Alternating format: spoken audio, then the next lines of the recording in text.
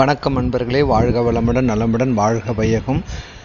நம்ம பல பதிவுகள் பார்த்துக்கிட்டு இருக்கோம். இப்போ இது இன்று ஒரு தகவல் சுதாமா யூடியூப் சேனல் நாம் பார்க்க போகிறது சாக்ஷாத் மதுரையோட மீனாட்சி அம்மன் திருக்கல்யாணத்தை வைபாகம் மட்டும்தான். அதில் பார்த்தீங்கன்னாக்கா இப்போ 10 நாள் சித்திரை பெருவிழா நடந்துக்கிட்டு இருக்கு. சித்திரை திருவிழா 12 நாட்கள் நடக்கும். அதோட முக்கியமான வைபவமே இந்த மதுரை மீனாட்சி அம்மன் திருக்கல்யாணம் தான். இதை தான் மக்கள் எதிர்பார்த்து காத்துக்கிட்டு இருக்க ஒரு அற்புத திருநாளும் கூட. ஏன்னா இந்த நாளில் நாம் நல்ல விஷயம் தொடங்கும் போதும் சரி, ஏன்னா மீனாட்சி அம்மனே தாலி கயிறை சொக்கநாதர்கிட்டருந்து வாங்குற ஒரு அற்புத திருநாள். சரி, முதல்ல நம்மளோட அன்னைக்கு மதுரை மக்களும் சரி, நம்ம வீட்டிலேருந்து வழிபாடு பண்ணுறவங்களும் சரி, நல்லா வீட்டில் கோலம் போடுங்க, விளக்கேற்றுங்க, சாம்பிராணி தூப தீபம் காட்டுங்க, நிலவாசலையும் சரி பூஜை ரூம்லேயும் சரி நல்லா மாவிளை தோரணம் கட்டுங்க. இதெல்லாம் நம்ம வீட்டில் ஒரு பாசிட்டிவ் வைப்ரேஷன்ஸை கொண்டு கொடுக்கும். நம்ம சேனலில் தொடர்ந்து இதை தான் பண்ணிக்கிட்டு இருக்கோம். ஸோ இப்போ இருக்கிற காலகட்டத்தில் யாரும் தண்ணி தெளிச்சுலாம் கோலம் போடுறது இல்லையா, அதனால் மஞ்சள் நீர் தெளித்து நல்லா வாசலை மெழுகிட்டு அதுக்கப்புறம் கோலம் போடுங்க. சரி, மதுரைனாவே மதுரையோட மீனாட்சி அம்மன் பிறந்து வளர்ந்து அந்த சாம்ராஜ்யத்தையே ஆண்ட ஒரு அற்புத பெண்ணரசி. அதாவது அரசிலேயே முதல் பெண்ணரசி நம்ம மீனாட்சி அம்மன் தெய்வம் தான். அவங்க எப்படி ஒரு பெண்ணா பிறந்து எப்படி மதுரையை ஆண்டாங்க அப்படிங்கிறது தான். ஏன்னா இந்த உலகத்தோட முதல் பெண்ணரசியே சாக்ஷாத் அந்த காவல் தெய்வம் அன்னை பராசக்தி தான். அவள் அதுக்கு மட்டும் மதுரைக்கு மட்டும் இல்லை, அஷ்ட சராசரங்களுக்கும் அனைத்து உயிரினங்களுக்கும் தாய் அவள்தான் அரசியும் கூட. ஸோ இதோட வரலாற்று பின்னணி பார்த்துரும். மதுரையை ஆண்ட மலையத்துவபுஜ பாண்டியனுக்கும் காஞ்சனமாலை என்ற அரசிக்கும் கொஞ்ச நாளாகவே ரொம்ப வருஷமாக குழந்தை இல்லைன்னு சொல்லிட்டு ஒரே கவலைப்பட்டு இருந்தாங்க. அப்போ ஃபஸ்ட்டு அவங்க அசுமதி யாகம் தான் பண்ணலான்னு இருந்தாங்க. ஆனால் இந்திரன் அவர் அசுமதி யாகம்னா நமக்கு பிரச்சனை வரும், நேராக உனக்கு குழந்தைய மரம் வேண்டி நீ செய்ய வேண்டிய யாகம் அஸ்வமேத யாகம் இல்லை, புத்திர காமேஷ்டி யாகம் நீ பண்ணணும் அப்படின்னு சொல்லிட்டு போயிடுறாரு.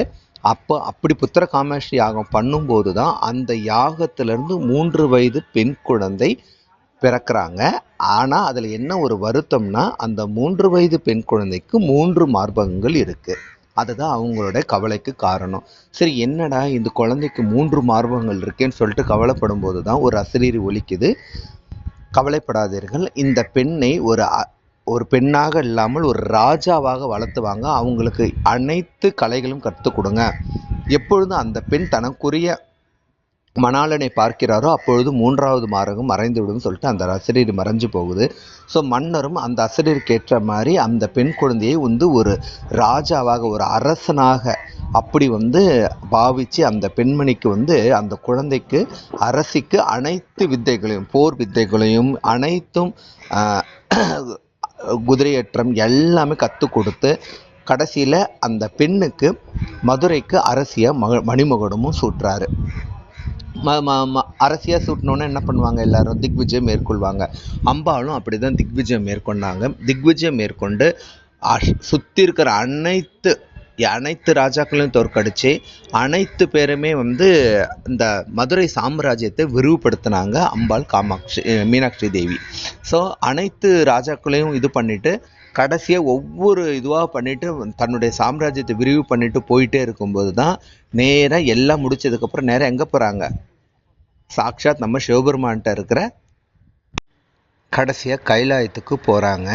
கைலாயத்துக்கு போகும்போது தான் அவங்களையும் மறந்து இவர் தான் தன்னுடைய மணாளன், தனக்கு உரியவர் இவர் தான் அப்படின்னு சொல்லிட்டு ஒரு நிமிடம் பெண் இல்லையா நாணப்படுறாங்க, வெக்கம் வருது. அந்த நிமிஷமே அவங்களுக்கு அந்த 3வது மார்பகமும் மறைஞ்சு போகுது. அப்போ சிவபெருமன் என்ன ஆணையிடுறாருனாக்கா, நீ திரும்ப மதுரைக்கே போ, அங்கே அரசாள், நான் உன்னை திருமணம் செய்து கொள்வேன் அப்படின்னு சொல்லிட்டு சிவபெருமான் அங்கே அமுச்சிடுறாரு. ஸோ அம்பாலும் திருப்பி பழையபடி செங்கோல் ஆட்சி நடுறாங்க. ஏன்னா திக்விஜயம் மேற்கொண்டாச்சு, அனைத்து ராஜாக்களும் கைப்பற்றியாச்சு, எல்லாமே தன்னுடைய சாம்ராஜ்யத்தை விரிவு பண்ணிட்டு திருப்பி பழையபடி செங்கோல் ஆட்சி நடத்துறதுக்கு வந்துடுறாங்க. ஸோ திருமணம் ஆரம்பிக்கணும் இல்லையா, திருமணம் ஆரம்பிக்கிறதுக்காக நம்ம கள்ளழகர், ஆக்சுவலாக கள்ளழகர் அந்த திருமணத்தை நடத்த மாட்டார், கூடலழகர் தான் அந்த திருமணத்தை நடத்துவார். ஏன்னா கள்ளழகர் கிளம்பி வரும்போது மக்களோட வெள்ளத்தில் அவரால் வர முடியாமல் அந்த பக்திக்கு இறங்கி அந்த வைகை ஆற்றிலே இறங்கிடுவார். அதுக்கப்புறம் அவங்க டைம் முடிஞ்சு போயிடும், அவரும் ரிட்டர்ன் போயிடுவார். அப்போ கூடல் அழகர் தான் போய் திருமணத்தை வந்து ஏற்பாடு செஞ்சு முன்னிருந்து பண்ணிட்டு அடுத்த நாள் போய் எல்லாத்தையுமே வந்து கள்ளழகர்கிட்ட சொல்லுவாங்க. அதோட வைபவம் தான் கள்ளழகர் வந்து வைகை ஆற்றுல இறங்குறது. அதாவது ஊருக்குள்ளே வராமல் வைகை ஆற்றுல இறங்கிட்டு ரிட்டர்ன் போயிடுவார். ஸோ இவங்களுக்கு சொக்கநாதர் வராரு, கல்யாணமும் பண்ணிக்கிறாரு. யாரு? அனைத்து அஷ்ட தேவர்கள், அஷ்டாய்சிறந்த தேவதைகள், அதுக்கப்புறம் தேவர்கள், அசுரர்கள், சித்தமகா புருஷர்கள் முன்னிலையில் வேதம் முழங்க இவர் வந்து பெருமாள் வந்து தன்னுடைய தங்கச்சியை சிவபெருமானுக்கு தாரை வார்த்தை தர அந்த அற்புத நிகழ்வும் நடந்து முடிகிறது. ஸோ சிவபெருமானும் தாலி கட்டுறாங்க. ஸோ அம்பாள் அப்படியே சொக்கநாதர் பக்கத்தில் அப்படியே விக்கிரகமாக மாறிடுறாங்க. இன்னைக்கு ஏன் மீனாட்சி அம்மனுக்கு அப்படி ஒரு சிறப்புனா, அவங்க வந்து உயிர்ப்புடன் அந்த சிலையாக மாறிட்டாங்க. எல்லா இடத்துலையும் சிவலிங்கம் சுயம்பு இருக்கும், ஆனால் மீனாட்சி அம்மன் கோயிலில் மட்டும்தான் விக்கிரகம் சுயம்பு விக்கிரகம். ஏன்னா அவங்க அப்படியே தானாக விக்கிரகமாக மாறிட்டாங்க. ஸோ இந்த நிகழ்வைத்தான் கல்யாணம் முடிஞ்சு ஃபுல்லாக அருள் பாலிப்பாங்க. இதோட முதல் நாள் சித்திரை பெருவிழா கொடியேற்றம் நமக்கு ஆரம்பிக்கும். இன்னிலேருந்து ஒரு 12 நாள் ஒரு திருவிழா மாதிரி இருக்கும். சாதாரண ஏதோ கோவில்ன்ற மாதிரி இல்லாமல் அந்த ஊரே திரண்டு நின்று அற்புத திருநாள். அதோட முக்கியமான வைபவம் தான் இந்த மீனாட்சி திருக்கல்யாணம். 10வது நாள் இது நடக்கும். அதுக்கடுத்து 11 நாள் 12வது நாள் இது நிறைவு பெறும்.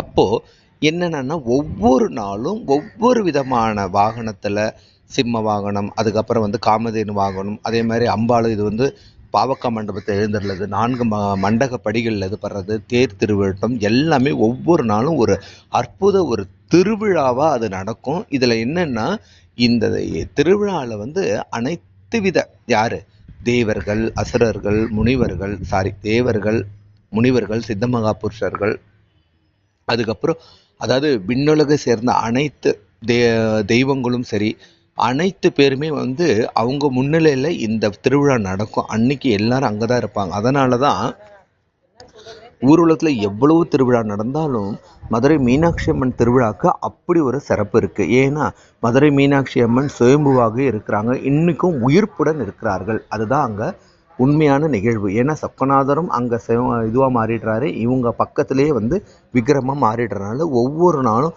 தேர் திருவிழா வடம் பிடிச்சி இழுத்து அந்த அம்பாவை வந்து அவங்கவுங்க ஊர் ஃபுல்லாக மாசி வீதிகளில் வள வருவாங்க. ஒவ்வொரு நாளும் ஒவ்வொரு சிறப்பு.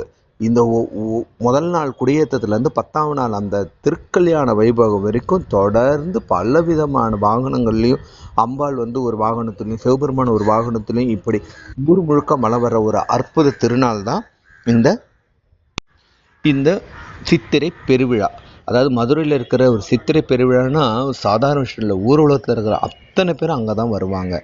வெளி உலகத்தில் இருந்தாலும் சரி, வெளிநாட்டில் இருந்தாலும் சரி, வெளி மாநிலத்தில் இருந்தாலும் இந்த 12 நாள் வந்து திருவிழாவை அவ்வளோ அற்புதமாக பண்ணுவாங்க. இதை விட இன்னொரு அற்புத தகவல்னு சொல்கிறேன். நம்ம ஒரே நாளில் மீனாட்சி அம்மா பார்த்திங்கன்னா ஒரே நாளில் 8 விதமான கோலம் கொண்டு நமக்கு அருள் பாலிக்கிறது வேறு எந்த திருத்தலத்திலும் கிடையாது. மீனாட்சி அம்மன் திருத்தலத்தில் மட்டும்தான். முதல் காலையில் பார்த்திங்கனாக்கா அன்னை பாலாவாக இருப்பாங்க. அப்புறம் வந்து மதியங்காலில் பார்த்தோன்னா நல்லா வைரகிரீடம் சாத்தி அந்த அருள் பாலிப்பாங்க ஃபுல் அலங்காரத்தோட. இந்த இதை பார்க்குறவங்களுக்கு வந்து தொழில் விருத்தி அடையும்னுவாங்க. பாலாவை தரிசனம் பண்ணுறவங்களுக்கு குழந்தை பாக்கியம் இல்லாதவங்க இதை முயற்சி பண்ணி பாருங்கள்.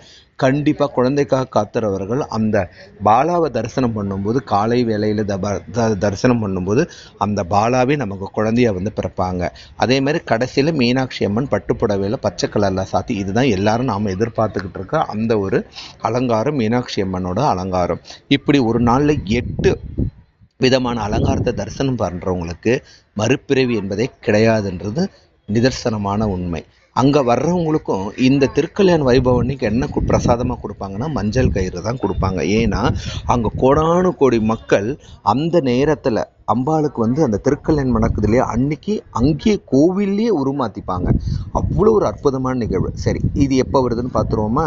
28 செவ்வாய்க்கிழமை தான் நமக்கு இந்த அற்புதமான திருநாள் நடக்குது. எல்லாருக்கும் என்னங்க செவ்வாய் வெள்ளி மாற்றக்கூடாதுன்னு வாங்கினா, அதாவது அம்பாள் மீனாட்சி அம்மனே தாலி ஏற்றுக்கிறாங்கன்னும் போது நாமளும் அதை செய்து எந்த ஒரு பாவமும் கிடையாது, எந்த ஒரு தவறும் கிடையாது. ஏன்னா அது அற்புத திருநாள்.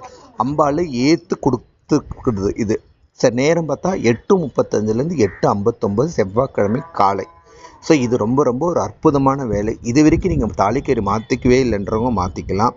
இல்லைங்க நாங்கள் எங்கள் குல வழக்கப்படி இன்றைக்கி தான் மாற்றுவோம்னாலும் அன்றைக்கே மாற்றிக்கலாம். இன்றைக்கி தான் மாற்றணும் இல்லை, மாற்ற வேண்டின்ற ஒரு சுச்சுவேஷன் இருக்கிறவங்க இந்த நேரத்தை பயன்படுத்திக்கலாம்.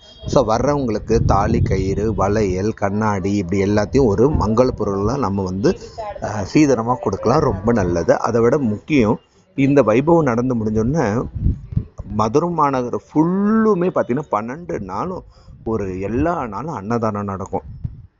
ஸோ அது அது ஊரில் நம்ம வீட்டில் வழிபாடு பண்ணுறோம். நாங்கள் மதுரையில் நாங்கள் வீட்டில் இருக்கணும், அன்றைக்கி நம்ம பண்ணிட்டு யாராவது ஒருத்தவங்களுக்கு அன்னதானம் பண்ணுறது ரொம்ப சிறப்பு வாய்ந்தது. ஏதாவது வீட்டுக்கு வர்றவங்களுக்கோ எதையாவது வச்சு கொடுங்க, தாம்பூலம் வச்சு கொடுங்க, இல்லை சாப்பிட்றவங்களுக்கு ஒரு வெளியில் வந்து ஒரு நீர்மோர் ஏதோ ஒன்று வாங்கி கொடுங்க. ஸோ கண்டிப்பாக ஆத்தா அம்பாள் மீனாட்சி நாம் நினைத்த வண்ணம் நிறைவேற்றி தருவாள்ன்றதுல எந்தவித கருத்தும் அதாவது சொல்ல ஐயமும் வேண்டவே வேண்டாம், மாற்று கருத்து இல்லவே இல்லை. ஸோ மதுரை மீனாட்சி திருக்கல்யாணம்ன்றது வருடத்தில் ஒரு நாள் நடக்கிறது. இது நாம் இந்த வேளையில் நம்ம அதை பயன்படுத்திக்கும் போது நமக்கு கூடுதல் தாலி பலத்தோடு வந்து கணவருக்கு உண்டான ஆயுள் பலம், மொத்த குடும்பத்துக்கு உண்டான ஒரு ஆரோக்கியம், செல்வ செழிப்பு அனைத்துமே ஒரு பெண்ணுக்கு நடக்கும். இந்த வைபவத்தில் எப்படி மீனாட்சி அம்பாள் தாலிக்கயிறு சொக்கநாதர்கிட்ட ஏற்றுக்கிறாங்களோ, பெண்களும் இந்த நேரத்தில் பண்ணுறது அவ்வளோ ஒரு அற்புதமான திருநாள். ஸோ தவற விடாதீங்க. இன்றைக்கி தவற விட்டால் ஒரு வருஷம்